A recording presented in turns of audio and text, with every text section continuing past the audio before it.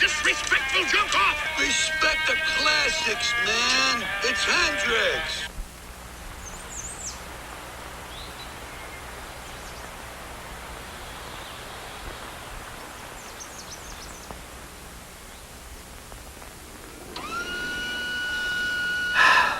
Another day, another dollar.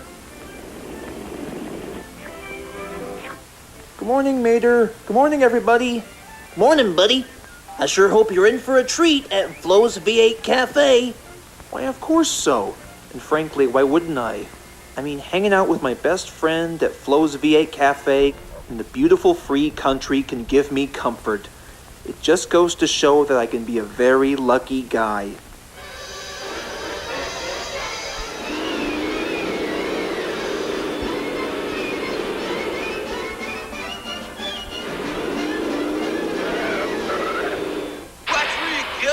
Numbskull? Shut up! Not in my town, they don't.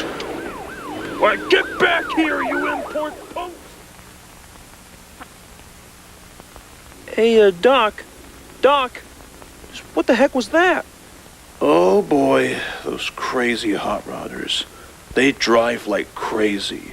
You know, not exactly like you, kid. I mean, you drive just fine.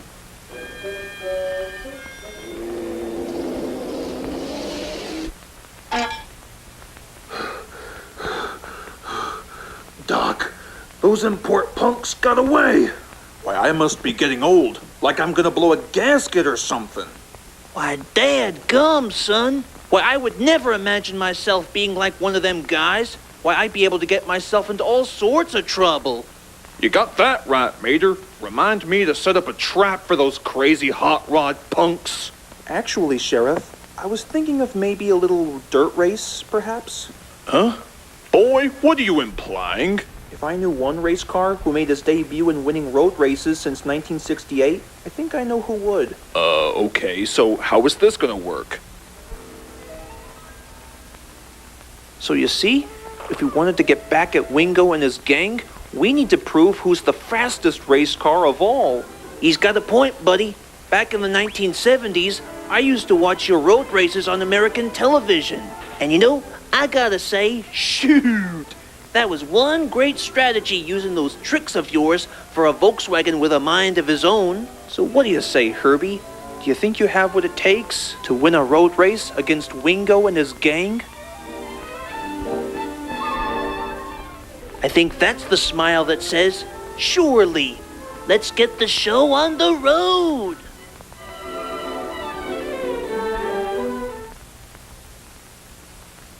Gentlemen, this is a one-lap race. You will drive to Willie's Butte, go around Willie's Butte, and come back. Now, if Wingo and his team wins, they can do whatever they want. But if Herbie wins, Wingo and his team must leave Radiator Springs. Also, a few ground rules has to be made. No bumping, no cheating, no spitting, no biting, no road raging, no oil slicking, no pushing, no shoving, no backstabbing, and there will be no lollygagging. Everybody clear? Very good. Luigi, start the race, please. All right. On your mark, get set, go!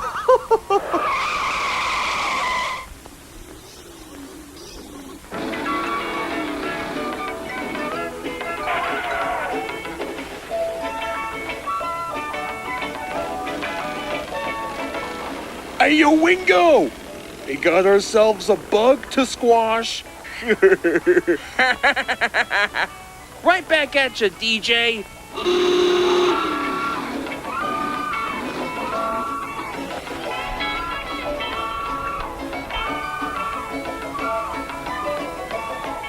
Come on, Herbie. You can do this. He's got a point, buddy. Let's get her done.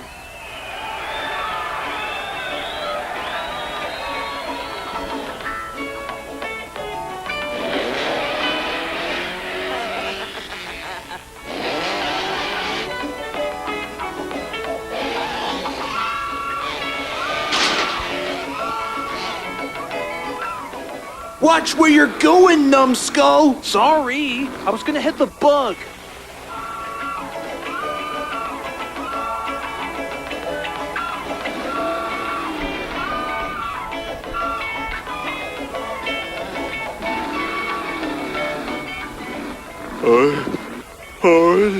Oh man, Snot Rod is gonna blow!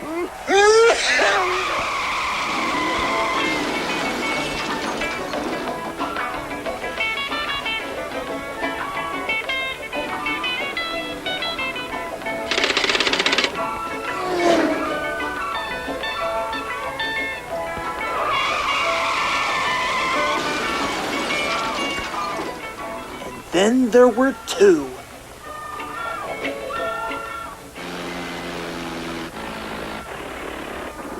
Wait, what? Dang it, I'm out of gasoline!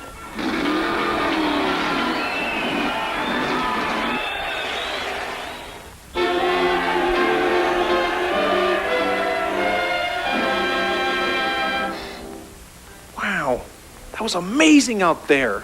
Now that is what I like to call an excellent nostalgic racing champion. I mean, who knew you had so much horsepower? Congratulations, old friend. Just wait till Mater hears all about this. Then of course he would say that it's just like the old days. I've heard all about it, buddy. Also, you might want to take a glare at who I've done brought back.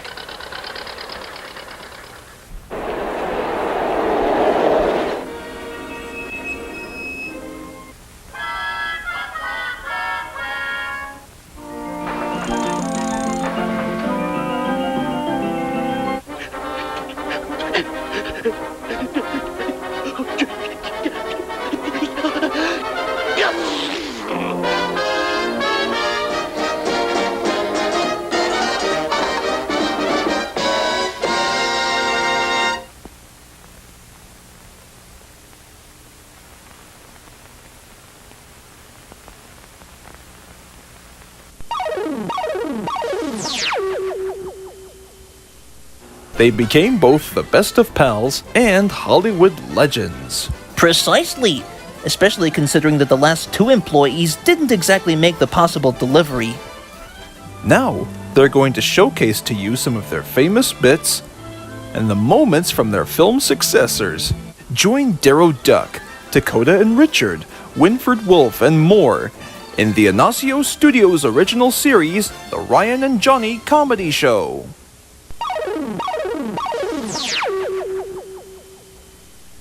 We're showering in our swimsuits to settle an argument. Which leaves your skin feeling cleaner? My sister's regular soap or my best?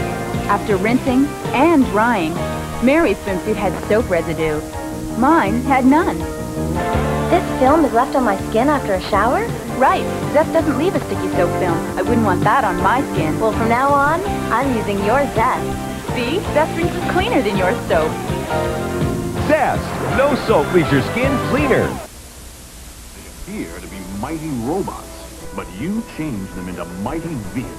GoBots and Super GoBots, each sold separately. GoBots, GoBots, GoBots, GoBots, GoBots, mighty robots, mighty vehicles, GoBots. GoBots and Super GoBots. Destroyer, Sidekill, and Leader 1, each sold separately. I like new Giggles cookies because they've got two kinds of cream inside. He likes Giggles' funny faces. There's fudge and vanilla cream in each one.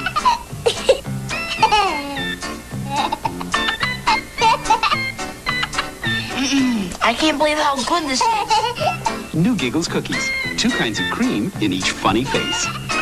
Are you gonna eat that?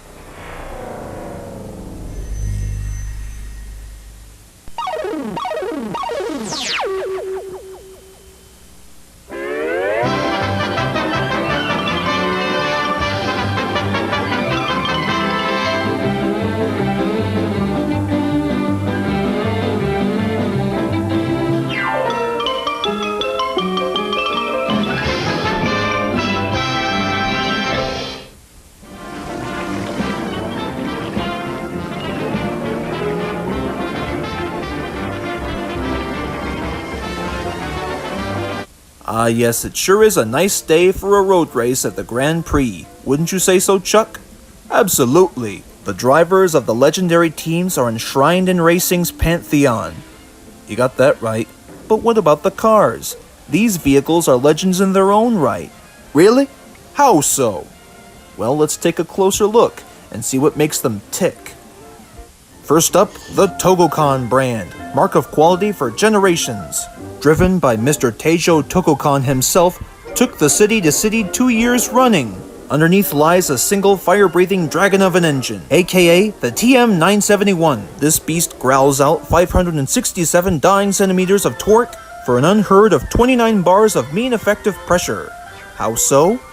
By the help with a modified King & Ring reverse helix exhaust port. Yes, ladies and gentlemen, this baby can cook. Up next, we see Écran Établissement, or E-Square, a benchmark of refinement sophistication on the track since the first Grand Prix. And between you and me, the Grey Ghost's car is chock-a-block with high-tech features. Take note, for example, how it rolls on LEF twice-folded amber axles with Fibertronic cyborg bearings. Note how this vehicle contains a pulse detonation engine, a 26-cylinder hot block, and a negative displacement undercharger which can turn everyday oxygen into liquid fire. And finally, the paint job keeps the car camouflaged until it's too late. The Grey Ghost has already passed you by. A relative newcomer to the game, Flying Fox's Freight's bringing a zippy little ride to the equations. Let's begin with her jump jacks. With over 75 patented components, these reverse helix decompensators offer up twice the vertical thrust of the classic no-sock jack. And what rally car would be complete without a rogue's gallery of assistives modifications, otherwise known as a telescoping carbon fiber Christmas tree chop bit with a reticulating U-joint. And finally, the unique paint job has a way of catching opposing drivers' eyes. But beware. Now this little beauty comes to us from Razorback Industries, provided by founder Pitterpat, who can be seen day in and day out at Thunderheads, toiling for a spot in the standards. And trust me when I say that she is factory standard, stem to stern. Ah well, there will always be action figures than toy cars, Pat. And speaking of toy cars, what is perennial contender Nitro doing in a jacked up modification with dual decompensators? His sponsor, Ekpyrosis, has done their best to bring his creation to life as a fire-breathing monster and committing a terrifying figure for children. But what can this car do when the rubber hits the road? Up next, the Hydrocell brand, brought to you by the colorful Snake Oiler. With gadgets like these, never let the sinister yellow-white headlights fool you, folks. This car is no toy. But of course, the most appropriate vehicle for Cobras. Hey, babe, what do you say we take this baby out for a spin?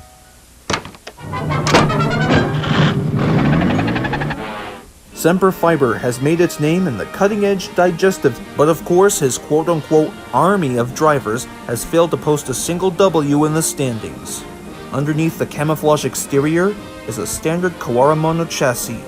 Boring! And what's this here? Uh-oh, I think Semper Fi hasn't installed an articulating scissorator, the most unacceptable tool used for hedge clipping. Underneath the hood, another illegal modification.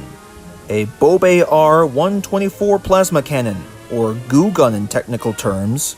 It all leads to the both of us to believe that perhaps Semper Fiber isn't in it to win it, but that's not gonna grind him to a halt of creating an entire army of American soldiers attempting to win the war together.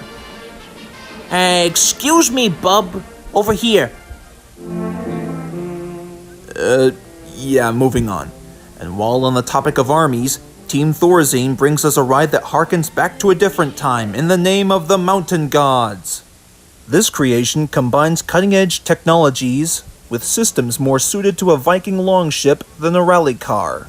The deck of the car is constructed of Danish whalebone and wrought iron. A throwback to days of old, there is no technical name for Thorzine's beehive thrower. More than a few drivers have scoffed at the invention, only to return to the pit stung by defeat. And stashed beneath the vessel, the hammer of the gods. If their drivers can manage to get above you, it'll take a lot more than prayer to Odin in order to get you to the finish line. Behold Thorazine!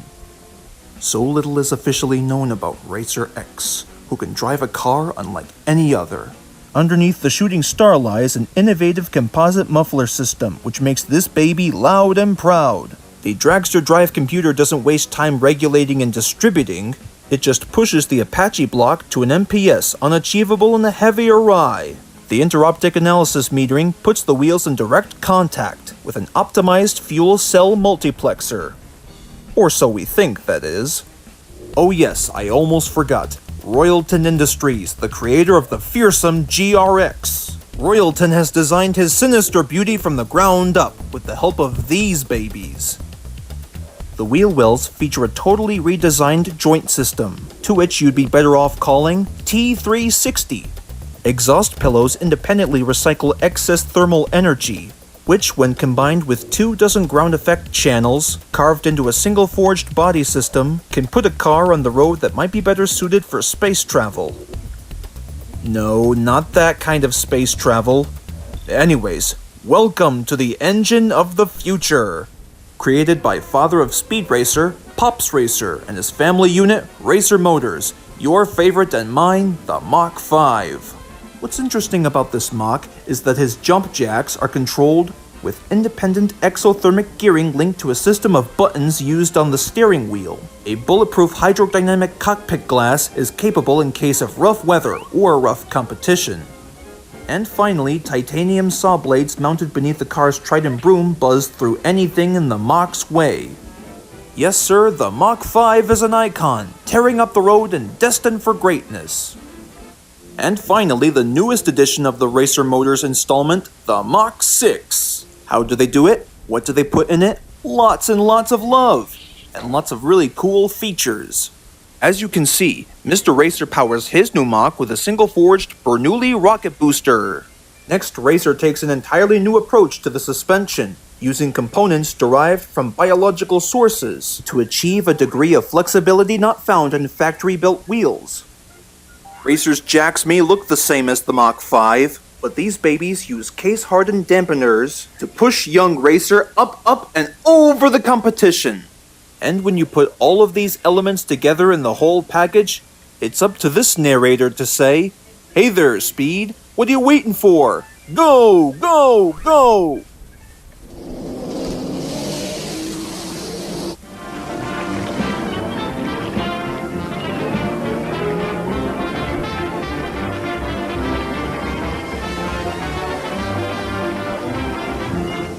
Wait a minute, the Mach 4? I've never seen a vehicle like this one before. Aha, Mr. Racer, I always knew there was something sketchy about that vehicle. Now, is there anything you'd like to say in front of our audience?